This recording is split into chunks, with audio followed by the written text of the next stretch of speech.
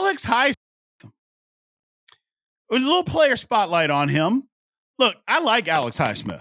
I think he's a phenomenal football player. He was a third-round pick, 2020 from Charlotte. I think a lot of people thought Alex Highsmith was. I thought, first of all, they hoped he would be good. You're not drafting a guy in the third round to think he stinks. So I think they hoped that he would be good. I think he's probably played a little bit better than expectations. His problem, though, is that he gets overshadowed by TJ Watt. I mean, when you're playing next to or across from the best defensive player in the National Football League, you get overshadowed. And again, that's not his fault. I mean, what's he supposed to do? I mean, TJ Watt is that good. Take a look at some of the numbers on what both of them have done. They're pretty. I mean, they kind of tell the story. I mean, look at the graph here. They literally tell the story on what both of them have done. So they both play the run very well. They have tackles. Now you look at TJ's numbers. The thing about that, he's missed some time. He's missed some time. And still, this graph is from 2020 when Highsmith got drafted. He's missed some time. But yeah, that's what it looks like. That's literally what it looks like. The best season that Alex Highsmith actually had was when TJ Watt wasn't there. He missed a lot of, I remember a couple years ago, TJ Watt missed a lot of time. He was hurt. Highsmith had 14 and a half sacks. Best season that he's had when Watt wasn't there. Now, you look at some of that and you're thinking, man, that doesn't even make sense. Yeah, you would think you get more sacks with people with their focus on TJ Watt. My thing is maybe Watt just beats him there, And as Steeler fans, you see that a lot and you're like, yeah, it's not that Highsmith isn't getting there. He's getting pressure. He's getting back there. Watt just beats him to the punch. That's how good Watt is. I like Alex Highsmith. I think he's a good player. Now, unfortunately, we have to take a look at Pro Football Focus. And again, Pro Football Focus isn't horrible. It's not horrible, man. It's a tool. We at Steelers Almighty don't think it's the ultimate tool, but it is a tool. Here we have what Pro Football Focus shows. First of all, they have TJ Watt at number 4, which I think is just outlandish, but whatever. Whatever. Again, analytical nerd stats. But on the second hand, we got Alex Highsmith. And he comes in at 19, and he is right in between Hassan Reddick and Will Anderson Jr., which both of those guys are outstanding pass rushers. Outstanding. So while we don't like Pro Football Focus for everything, this ranking kind of makes sense. It doesn't make sense for TJ Watt. I'll throw that out there.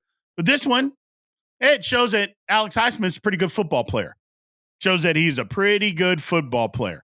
Because we would take Will Anderson Jr. and Hassan Reddick in a second. Anybody would.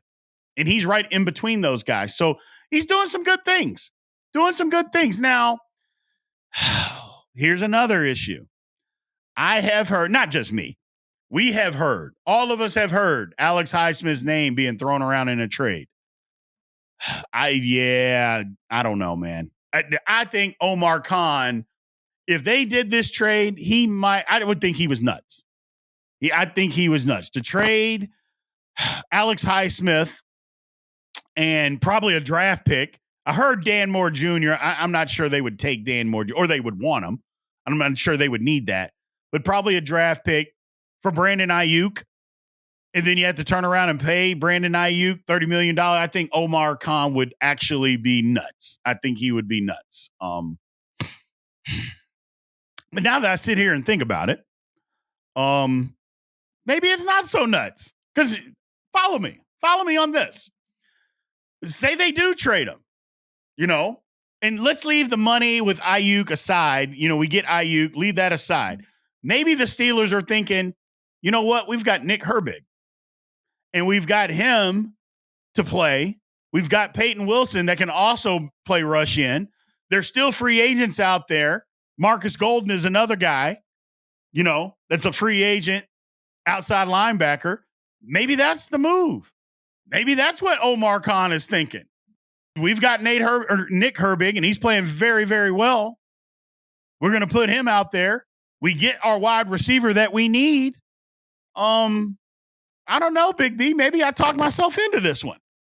Like I said, I thought at first glance it seemed, oh, come on, man. What are we doing? What are we doing? But then you sit down and you think about it, and it's like, maybe that's not horrible. Again, I'm out on $30 million for Aiyuk, and I don't care what. I'm out on that, but that wouldn't be horrible, would it? That would not be horrible. To trade Alex Highsmith, get Brandon Aiyuk. I'm sure you're going to have to give up probably a first or not a first, but probably a second or a third round pick along with them. But you've got Nick Herbig sitting right there. You've even got Peyton Wilson for depth. If he's not your starting inside linebacker, you could go sign a Marcus Golden off the street, who played very well off the street for the Steelers last year. It's not horrible. I may have talked myself into liking that trade, people. I may have done it. I just may have done it. But here's a poll question. Let's get it up here. So, would you be willing to lose Alex Highsmith if it meant we got Brandon Aiyuk in return?